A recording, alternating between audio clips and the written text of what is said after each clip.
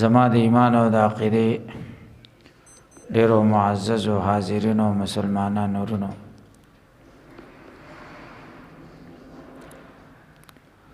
د آیت کریمه ستاسو د وړاندې ما ولوست. د آیت کریمه کې الله جل شانه د قرآن کریم عظمت او د قرآن کریم د نزول ثمره او فائدہ بیانوي. یو مسلمان به حیثیت مسلمان کامل مسلمان نشي جوړېدی تر څو چې د قرآن کریم عظمت په زړه کې نه راغلی، او یو مسلمان نشي جوړېدی تر کومې چې د هغې احکاماتو نه ځان نه خبر کړی، کوم احکامات چې الله تعالی قرآن کریم کې را لیږلي. ګڼو آیاتونو د قرآن کریم کې الله تعالی د قرآن کریم عظمت بیان کړي چې دا عظیم کتاب دی، او عظمت خو یې په دې دی چې د قرآن کریم نه مخکې الله تعالی 103 کتابونه را لېږلي وو.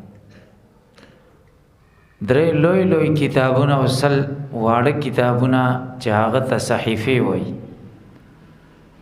او دا کتابونه الله تعالی په مختلفو پیغمبرانو را لېږلي وو. او د دې کتابونو د نزول مقصد دا و چې انسان نه انسان جوړ شي، انسانیت ته د هدایت او د کامیابی لاره وښودل شي. آخره کې چې الله جل شانه قرآن کریم راولېږه، نو دې قرآن کریم کې یو څو داسې خصوصیتونه دي چې هغه تیرو کتابونو کې نشته. یو خصوصیت دا ده چې الله تعالی قرآن کریم راولېږه، نو د دنه وړاندې چې څومره کتابونه نازل شوي ټول ختم شو.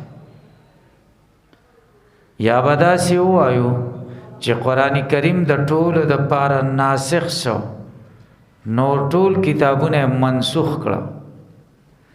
منسوخ دا معنا چې د تیرو آسماني کتابونو قانوني حیثیت پاتې نشو. زمونږ په اجمالی ایمان دی، خدا دې چې عمل د پاره الله صرف او صرف قرآن کریم خاص کړ. دا خصوصیت نورو کتابونو کې نو. دویم خصوصیت دا ده چې دا په داسې عظیم پیغمبر نازل شوی چې هغه نور کتابونه په کومو پیغمبرانو نازل شوي سره د دینا چې هر پیغمبر د لوی شان والای، هر پیغمبر د لوړې مرتبه والای. خو زمونږ پیغمبر صلی الله علیه وسلم ته چې کم شان او کم مرتبه الله تعالی ورکړې وه، دا شان او دا مرتبه د بل پیغمبر نشته، بلکې د ټولو پیغمبرانو د کمالاتو جامش او خلاصه د نبی کریم صلی الله علیه وسلم کې موجوده. داسې به ووایو چې رسول الله صلی الله علیه وسلم جامع الکمالات، د ټولو پیغمبرانو کمالات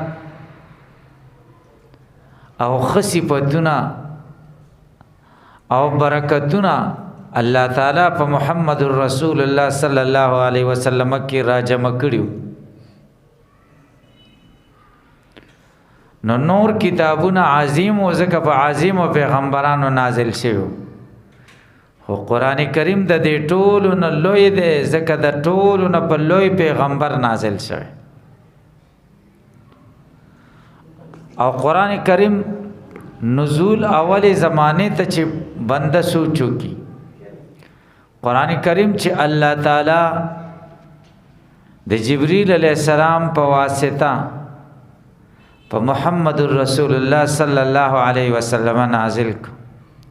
دا سه زمانہ وا چې دا دنیا د جهل تیارو نیولې وه، هر طرف ته شرک، بت پرستی، گناهونه د خدای نافرمانی، قتل و غارت، حرام خوری. غرض دا ده چې څومره د گناهونو انواع او اقسام دي او د خدای د نافرمانی چې څومره قسمونه دي ټول موجود. گویا کې د ازمکه د کفر او د شرک په تیارو تیاره وه. الله تعالی د عظیم ډیوه بلکې د عظیم نور په داسې تیارې کې را څرګند که چې د دې شعاع او وړانګې د دنیا ګوټ ګوټ ته ورسېدل او خلکو داسې نه چې د دې رڼا او د دې نور د برېښنا قدرداني وکړه، بلکې د دې سره دشمنی شروع کړه. د قرآن منل خو لرې خبره ده، د قرآن قدر کول خو لرې خبره ده، قرآن ته نږدې کېدل خو لرې خبره ده، بلکې چا به چې قرآن کریم ښکاره بیان که هغه به خپل مرګ ته دعوت ورکولو، هغه به ځان وژلو او بې عزته کولو ته مخامخ کولو. او دا خو لا پرېږده چې څوک بیا نه پرېښودل چې قرآن کریم ته غوږ کېږدي. رسول الله صلی الله علیه وسلم ته خو د قومي وجاهت د وجې نه، د خانداني شرافت د وجې نه چا ښکاره څه نه شو ویلی، څوک یې مخې ته نه شو ودرېدلی.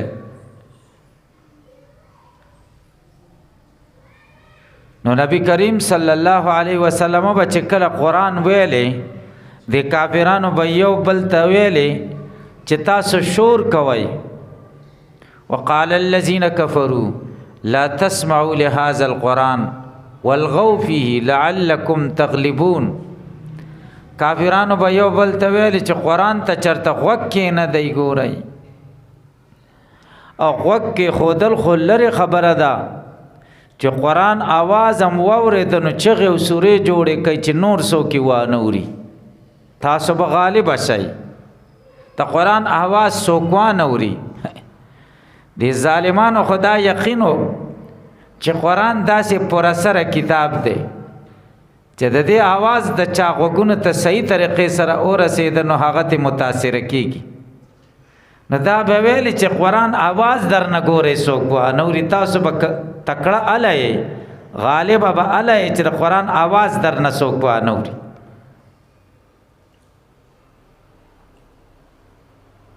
خو د دې سره الله تعالی چې څه فیصله کړي هغه کېږي، او بنده د ډېرو کارونه فیصلې وکړي هغه ونه شي. الله تعالی چې د څه اراده وکړي نو هغه کېږي.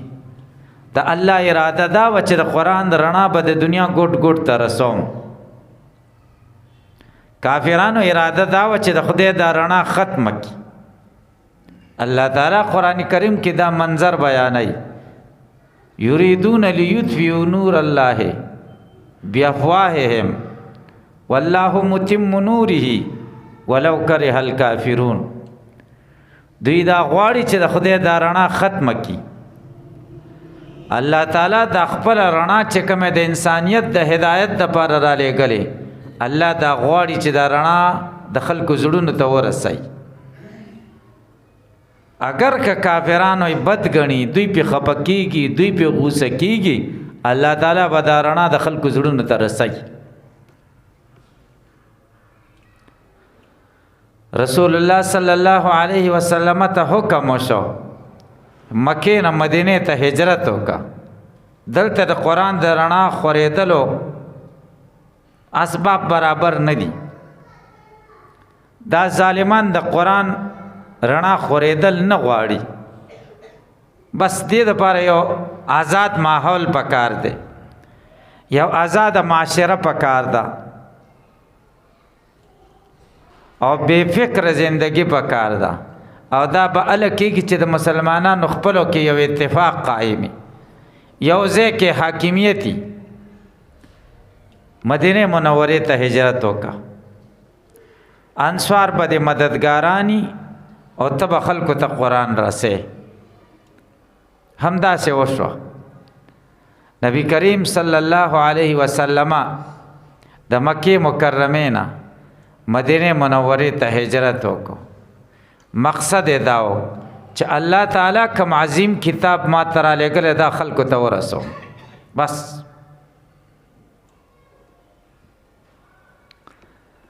دې لاره کې یو مقام ته ورسېده. په دې هجرت په دې لاره کې الله تعالی دا آیت را نازل کا. جبرئیل علیہ السلام راغی، رسول الله صلی الله علیه وسلم باندې وحی راغلا. وحی کې وعده ده ان الذي فرض عليك القرآن لرادك الى معاد. پیغمبره د قرآن د اشاعت او خریدو د پاره د مدینه ته لېږم، او هغه ذات چې قرآن پتا نازل کړی دی د هغه د طرفه دا وعده ده چې د کم ځای نه ځې دې ځای ته به خامخا بیا تا را واپس کوي. دا ځای به بیا ستا د واک د لاندې. الله ورسره وعده م وکړه چې خفه کېږه مه، ستا ګرځېدل د یو مقصد دپاره دي چې مقصد پوره شي، د انسانیت زړونه رڼا شي، د خلکو زړونه روښانه شي، عقیده صفا شي، اعمال د سنت مطابق شي، زندگی شرعی شي، د شریعت مطابق شي. بس تا مقصد دقه دی، دا به پوره کېږي. او د دې بدنصیبو په نصیبه کې دا نه وه چې مکه د دارالخلافه شي. د دې بدنصیبو په نصیب کې دا نه وه چې د توحید دا مرکز د رسالت د اشاعت او د رسول الله صلی الله علیه وسلم د اشاعت مرکز وګرځي، بلکې د نبی کریم صلی الله علیه وسلم د تعلیمات مرکز خدای مدینه ګرځي. دا عزت خدای مدینه منوره ته ور په برخه کوي. رسول الله صلی الله علیه وسلم مدینه منوره ته لاړ. نو فکر او سوچ د سو فکر او سوچ دا چې د خلکو زړونه څنګه صحیح شي، د خلکو عقیده څنګه صحیح شي، د خلکو اعمال څنګه صحیح شي، او دا به په قرآن سره کېږي. قرآن به کم ځای خورېږي، جومات نه به خورېږي، مسجد نه. نو رسول الله صلی الله علیه وسلم قدم چې کله په مدینه منوره په ځمکه ولګېده، اول کار یې څه وکړو؟ مسجد نبوي بنیاد یې کېښود. مسجد نبوي کې ځای برابر که صفه. د قرآن کریم طالبان براتلل مسافر بیکوره، چا به کورو خپلوان به و یا به د نکاح بندوبست وشو، نو هغوی به کور ځان له برابر که، او چې چا به کور نه و مسافر به و د لرې ځای نه به و، هغه به د نبی کریم صلی الله علیه وسلم سره صفه کې طالبانو قرآن به ورښودو. شپه ورځ دا تعلیم و. نو رسول الله صلی الله علیه وسلم الله خپل کور نه دی شروع کړی، بیبیانو د پاره د استوک نه ځایونه نه دی برابر کړي، خو د قرآن کریم د اشاعت مرکز یې جوړ کړو او خلق پکې لګیا دي کارونه کوي. رسول الله صلی الله علیه وسلم ته صحابه وی قربان دا ګټې ته مه وړه، موږ به وړو، موږ څه دپاره یو؟ نبی کریم صلی الله علیه وسلم ورته وایي په ثواب کې او د خدای په رضا کې خو زه تاسو نه زیات محتاج یم. داسې نه ده چې زما ثواب ته او د خدای رضا ته حاجت نشته.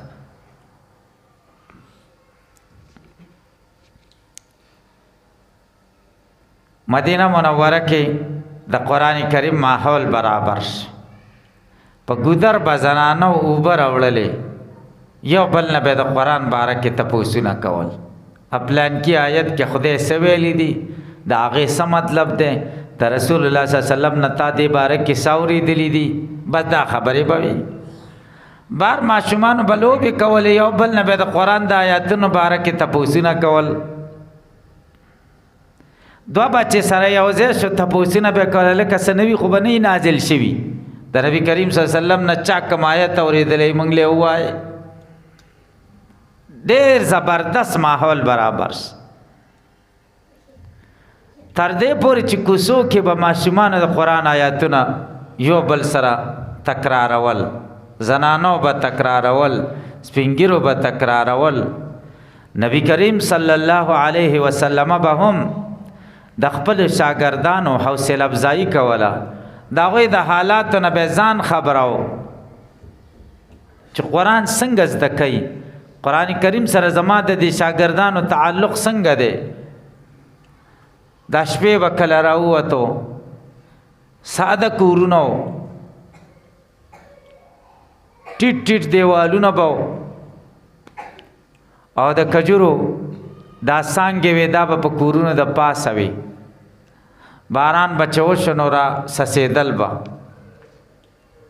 نو دننه به خبرې وې بهر به اورېدل کېدې داسې ساده باده کورونه او جماعت هم عالیشان محل نو ظاهري لحاظ سره شپېته غزه او په شپېتو غزو کې اوږدوالی هم شپېته غزه و پلنوالی هم شپېته غزه و او د کجورو څانګې پې پرتې وي چې چا به لاس داسې که نو بره چت سره لګېده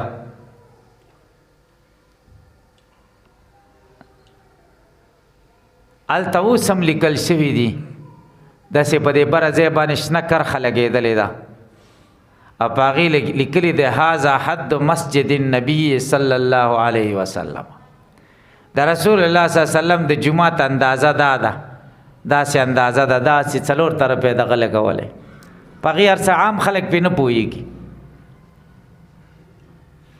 د نبي کریم صلی الله علیه وسلم د زمانې د جومات چې کوم حدود دي هغه متعین کړي دي نو رسول الله صلی الله علیه وسلم با د صحابه حالات معلومول چې دی د قرآن کریم سره تعلق شته که نشته یوه شپه ګرځېده ابو بکر صدیق د کور نه رو رو آواز راځي قرآن کریم وایي ډېر رو رو آواز او هغه به ژړل زړی ډېر نرم قرآن به ویلی او ژړل به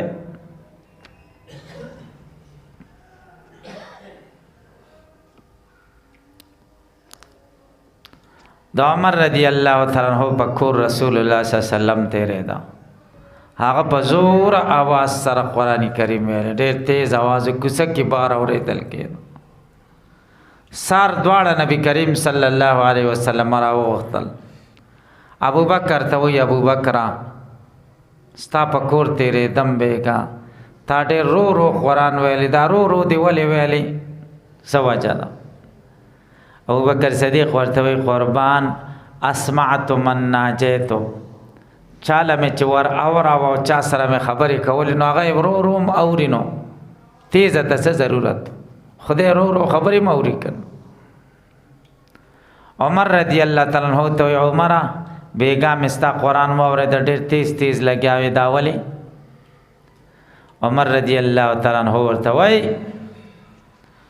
اوخذ الوسنان واطرد الشیطان زما مقصد دا و چې دا وده خلک هم راویښ شي او قرآن ووایي او شیطان وتښتي ځکه شیطان چې د قرآن اواز اوري بیا تښتي نشي ټینګېدی د دواړو خو مقصدونه ډېر ټیک و که نه خو هغه په رو ویلې هم منشه خپل سوچو عمر په تیزه ویلې منشه خپل سوچو او دین دې ته وایي خپل سوچونه به پکې نه کې دین به د خپل سوچ مطابق نه کې بلکې دین به د رسول الله صلی الله علیه وسلم د حکم مطابق کې خپل سوچ به پکې نه کې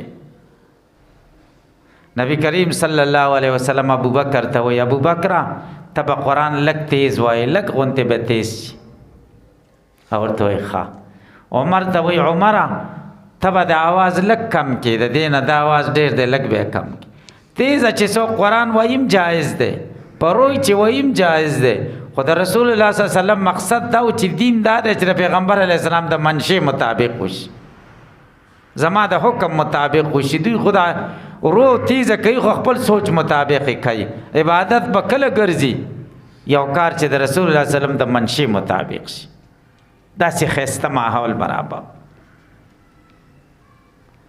رسول الله صلی الله علیه وسلم به د قرآن کریم د سورتونو متعلق یو حکم بیان کا. صحابه دا تپوس نه کو چې قربان دا تا چې سوي علی دا سنت دي که دا واجب دي که دا فرض دي دا څه شی دي، دا تپوسونه نو، بس کولو عمل کولو. د قرآن بعضې حصې دي د آیت تلاوت بارک کې د رسول الله صلی الله علیه وسلم ترغیب راغلی او صحابه به پې عمل کوو.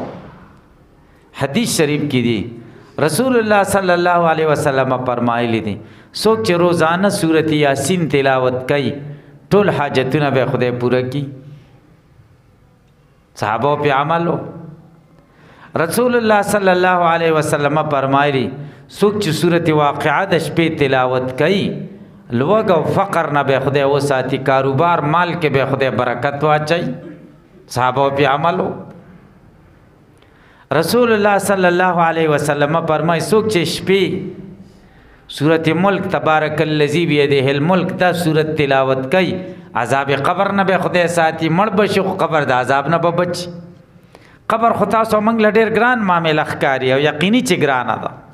تنګ ځای کې سړی راګیر شي او دومره خاورې در باندې امبار کې چې چغې دې امبار څوک نه اوري او واړو واړو سوریم پکې بند کړي دغه کې تختو کې کتریم دي که نه او واړو واړو سوریم پکې بند کړي تیاره مي او اړخ هم نشي اړولی راړولی هلته چېر سره څه کوي ملایکې کولی شي در سره هېڅ هم نشي کولی.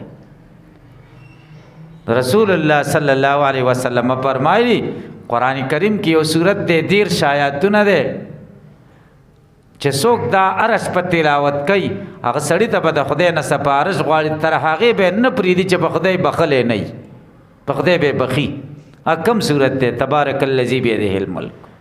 اسانه خبرې دي. د صحابه به قرآن سره تعلق په دې څیزونو به عملو. موږ خو د قرآن سره د محبت دعوه هم کوو الحمدلله د ټولو په ایمان هم د قرآن سره تعلق نه ساتو. څه ناڅه حصه د قرآن باید موږ تلاوت کو. ډیر خلک داسې دي چې هغوی قرآن ناظرې سره ویلی او سحر کې د قرآن تلاوت نه کوي. باید موږ او تاسې قرآن کریم صحیح سره روزانه تلاوت کو. کم سے کم یوه سپاره روزانه تلاوت.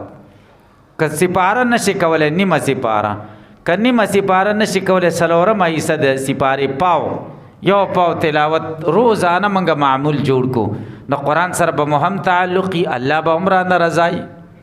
او دا مخصوص صورتونه چې مخصوصو څیزونو باره کې راغلي باید په دې باندې عمل وکړو، دا روزانه وایو. الله جل شانه دې ما تاسو ته عمل کولو توفیق را نصیب کړي. درود شریف وایي.